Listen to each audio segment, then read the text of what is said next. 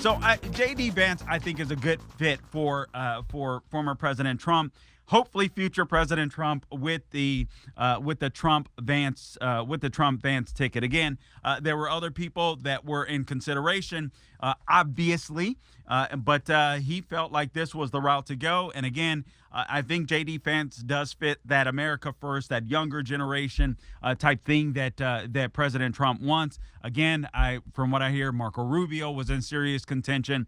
So was Glenn Youngkin. But Marco Rubio, again, the 12th Amendment issue. Glenn Youngkin, I'm not sure what may have broke down them. Remember, he wasn't even, some outsiders were considering him because he's kind of he was that businessman that came into politics as well. In Virginia.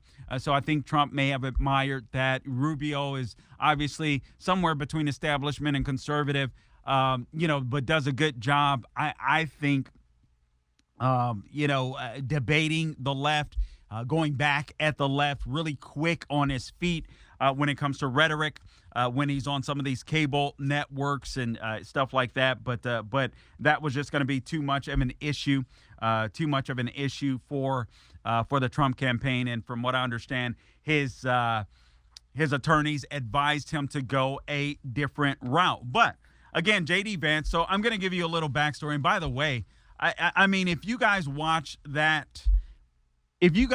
former President Trump come out yesterday into the RNC convention, I mean, just imagine how the left must be feeling. And Trump did look like a different person. I'm not the first one to say it, but if you look at the man, when he came out, he seemed humble. I mean, he seemed somber, emotional in a way that you don't necessarily or often see. Former President Trump took some notes down, definitely humbled, but there seemed like there was a resolve there and a determination, but a man, maybe a man that understood the moment given what he had just gone through. Maybe the weight of the moment was kind of hitting him at this point.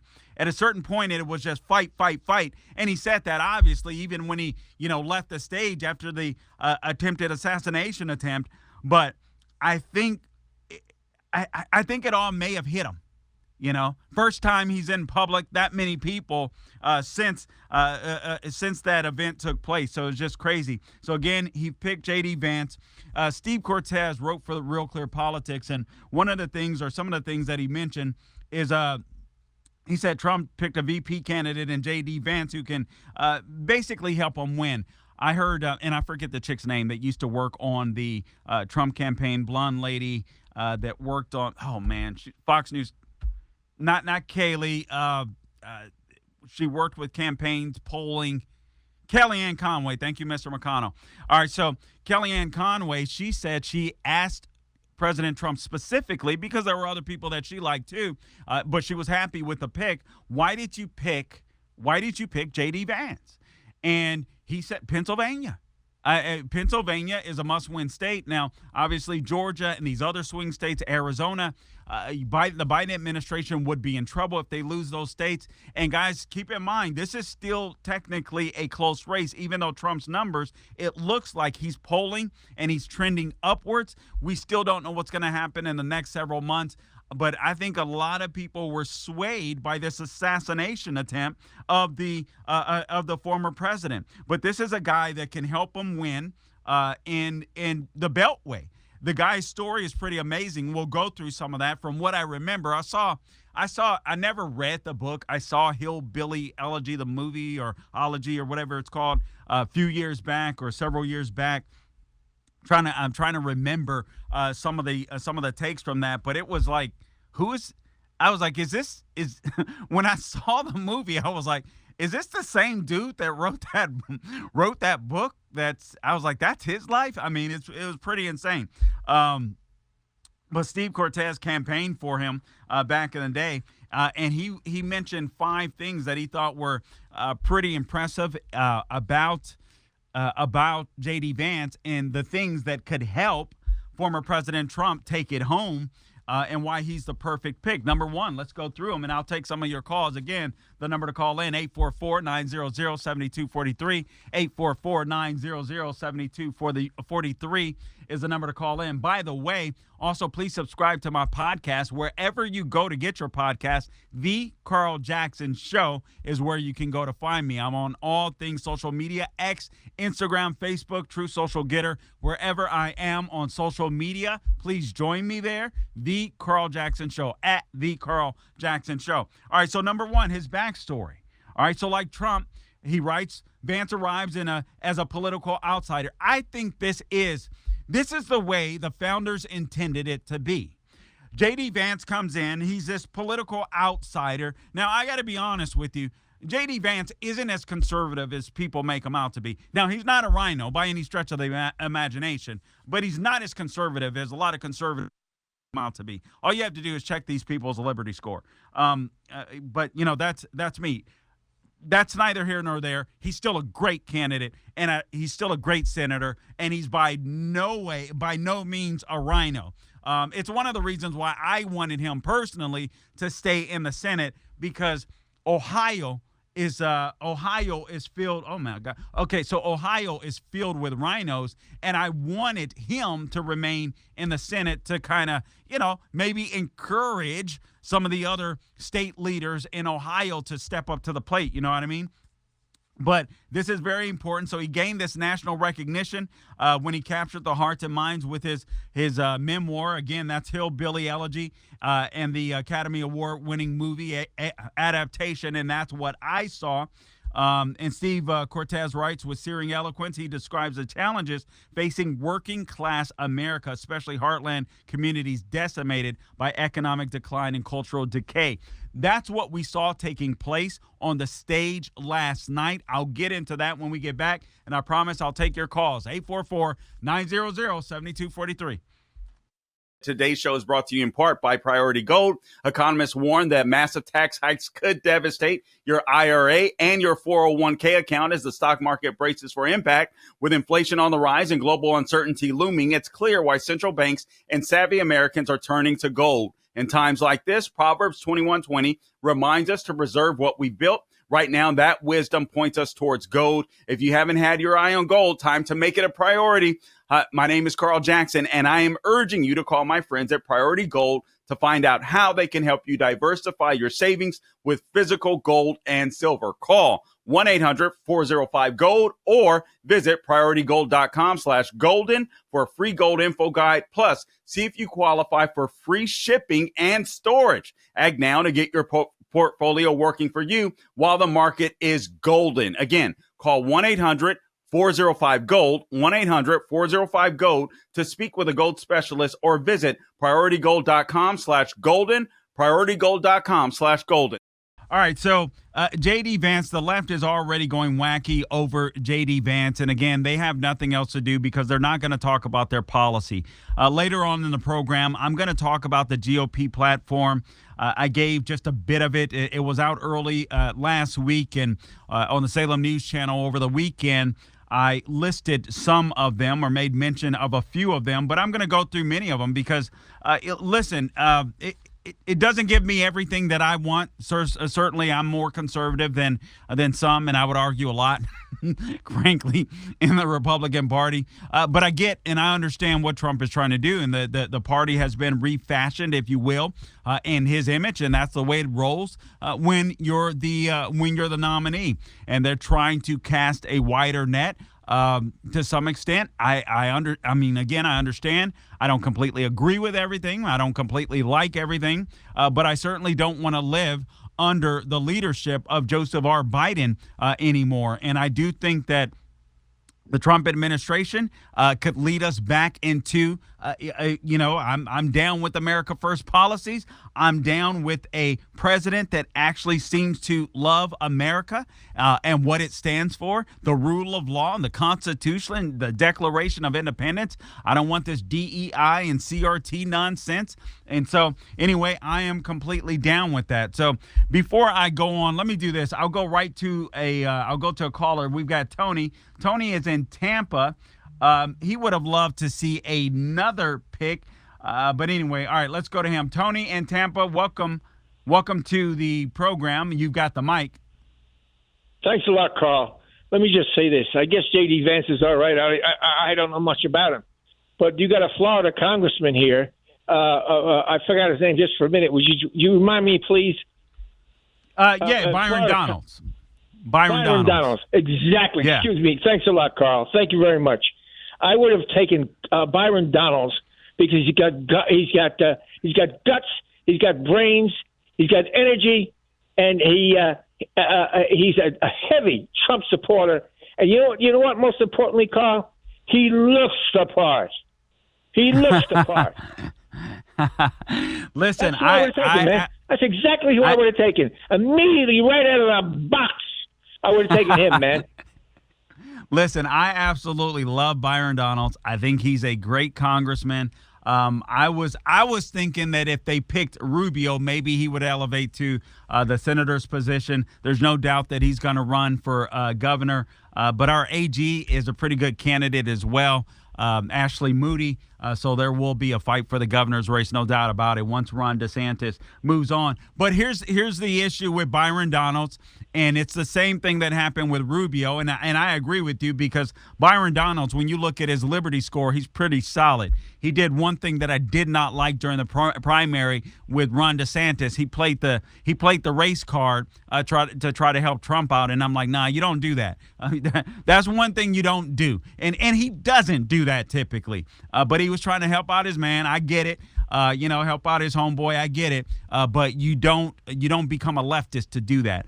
So that's one thing that I absolutely did not like. And I don't think the Republican Party should ever do that. I don't think you win with identity politics. But nonetheless, everybody, chimed in and he backed away from that. And I think that was a good thing. But other than that, I mean, he's completely solid. He's quick on his feet. He's a smart guy. He's got a long political future ahead of him if he wants that.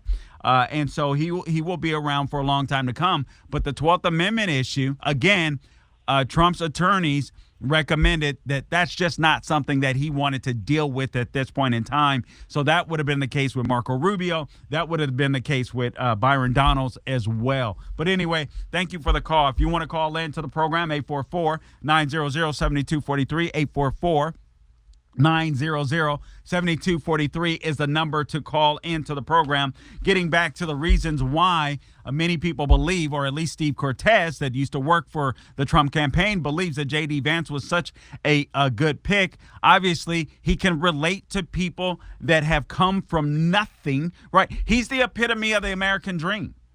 He's the epitome of the American dream. I mean, his parents, if I remember the story, I don't remember exactly if his mother was on drugs or something. I mean, he was like, I'm talking about if you've ever been in the South, I mean the South, where people are still, I mean, some areas you would go to. When I first moved out here, I'm talking about poverty like I've never seen. I thought it was in some parts of LA, but it was there was poverty like I had never seen when I first moved to Florida and some parts of the state. That's the type of poverty that this young man came from, and now he's being elevated to VP nominee anyway. Amazing. We'll be back. Guys, I want to talk to you about wealth protection research. At the very heart of our democracy lies a principle that we hold sacred. It's free speech. It's the cornerstone that supports every freedom that we cherish. Yet in today's digital age, discussions about our wealth, our rights, and our future are being silenced or overshadowed in mainstream narratives, leaving many feeling voiceless in conversations crucial to our financial independence and security.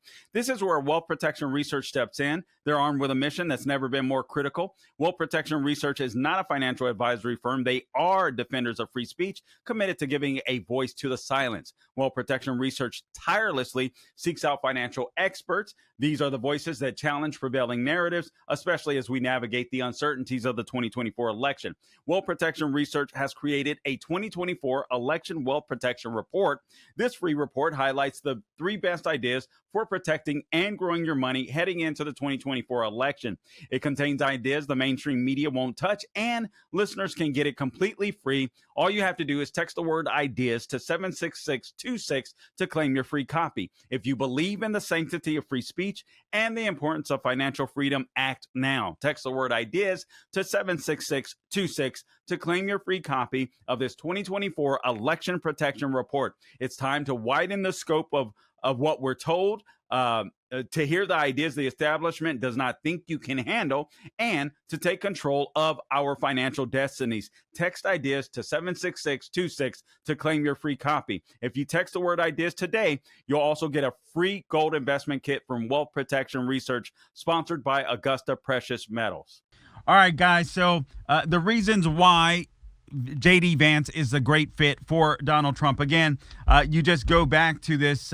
You go back to this issue. He's just a regular, everyday guy. He's a guy that has made it in America. He has lived the American dream. People that are familiar with his story will connect with him. That's what they're hoping, at least. I got to be honest with you. I don't think that Trump needed J.D. Vance as much as his team might think that he needed J.D. Vance in order to win the Rust Belt. Simply because I believe, and this isn't a knock on J.D. Vance, I believe that people in the Rust Belt were willing to come to Trump because they're experiencing the policies of Joe Biden. But I don't think it hurts the Trump ticket, obviously. I was speaking to a friend of mine the other day, and he was like, the thing about VPs, and it was a great point. He was like, VPs don't necessarily help you win an election, but you definitely don't want a VP pick that can help you lose an election. And there's some that can do that, and J.D. Vance isn't one of them. And I was like, man, that's really good. So shout out to my buddy Rich Blooney. That was Blooney. That was a really, really good point. And so I'm like, yeah, that's right. But he has a story. This is a guy that came from utter poverty, a dysfunctional family. Zach was reading me parts of his book during the break. Just laughable and crazy. But his mother was. His mother was, I don't even know how to explain it. I don't want to call her cray-cray. She was completely ghetto fabulous. She was what you would call trailer trash, right? And please forgive me. I'm not knocking the woman, but that would be the narrative that a lot of people would have used against his mother. Just being real. But she was crude, and she taught him some life lessons, but she had some addictions. She had some struggles. So some people can relate to that. And then he overcame it. He got a law degree. He went to Ohio State University, got a law degree from Yale. And then he went to the Marine Corps. And a lot of people are knocking him from his service in the Marine Corps because it wasn't like he was a infantry soldier or anything like that. But regardless, I heard Senator Tom Cotton say earlier on Hugh Hewitt's program, listen, if you're a Marine, they're going to give you a gun. You're going to be in the line of fire potentially. So kudos to him for doing that. Also, number two, so the first point is he can relate to average, everyday Americans in the Rust Belt. And guys, we all know that's where the race is going to be won or lost. The swing states, right? That's where the race is going to be won or lost. All right. So America First foreign policy. So as a veteran, you may or may not agree with his foreign policy. You have half the Republican Party that agrees with his foreign policy, the other half that doesn't. And I believe Trump is actually somewhere in between. I think Trump has he has the Reagan philosophy, peace through strength. J.D. Vance, I don't think he's an isolationist. People call him an isolationist. I don't believe it's that. But I think sometimes you got to make a statement, right? As an American, you got to make a statement. You got to make sure that nobody's willing to mess with you. And I think Trump is that good balance. So I think J.D. Vance will be able to learn from him. But as a veteran, Steve Cortez Wright, who was deployed with the Marines to a war zone, Vance speaks with personal authority and authenticity when he counters the schemes of the interventionists Washington foreign policy establishment. In fact, Vance has emerged as one of the most persuasive voices for a true Trumpian international approach of realism and restraint regarding trade policy with China or military assistance to Ukraine. Vance represents the growing populism of Republican and independent voters who insist that we secure Americans' own prosperity and our own border before prioritizing foreigners and far-away regional battles. Now, I agree with that. Vance agrees with tariffs. Tariffs, even though quite frankly, I respected the tariffs against China. I almost felt like it had to be done just so they knew that we wouldn't play with them. But guys, let's be honest, we eat tariffs. Tariffs are attacks on ourselves. But we also wanted to make sure that we slowed China's roll, and we were able to do that with Trump in office. He writes these issues matter materially to voters. In fact, Trump's 2016 victory was decisively propelled by key voters in those battleground states. So that is why he picked J.D. Vance, all right? It's as simple as that. Pennsylvania, that Rust Belt, those states are going to be very important. I really don't think that J.D. Vance helps them necessarily with the Georgia, with the Arizona. But those Rust Belt states, he could play a part. Michigan, he can relate to a lot of people in areas like that. All right, and number 3, media and debate skills. Apparently, Vice President Kamala Harris picked up the phone, congratulated him, offered to debate him. From what I understand, if that story is true, I have not even read about that, to be honest with you. But if that story is true, it's somewhat laughable, but it is what you do. This is what I do like about J.D. Vance. J.D. Vance is an intellectual. I believe, if you will, Trump is the rough-edged roughneck. He happens to be a billionaire, but he can relate to the everyday man because I think he was around him a lot. Whether it's employees, whether it's on the construction site, the types of people that Trump was around and the contractors that you have to work with in the real estate industry. I don't think a lot of people realize you work with a lot of roughnecks, man. I remember I had these, I had these guys at my house one time, this house that I moved in, and the house that I had moved from, I mean, just had some ugly flooring and all this kind of stuff. So I was getting flooring redone. Man, I came back to the house on time to stop a fight. I mean, it was, and I'm talking about it would have been a brawl because those were some straight up roughnecks. But that's who you deal with. Oftentimes, they could do great work, but they could get down and ghetto fabulous real quick. There's a lot of guys like that in the construction industry. And those are the type of people that Trump dealt with. When it came to J.D. Vance, he dealt with the worst of not the worst, the most impoverished people, but he rose to deal with the elites, to deal with the intellectuals. So he can bring that to the ticket. He can bring that intellectualism to the Trump ticket, to the American first agenda. And so I think that's a good thing. I think he'll tear Kamala Harris up in a debate if it happens. We'll be back.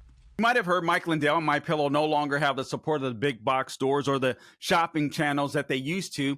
They've been part of this cancel culture, so they want to pass savings directly on to you, my listeners. They have a $25 extravaganza. When Mike started MyPillow, it was just one product, but with the help of his dedicated employees, they now have hundreds of products, some that you may even know about. Obviously, you know about the MyPillow. So here's what Mike is doing to get the word out.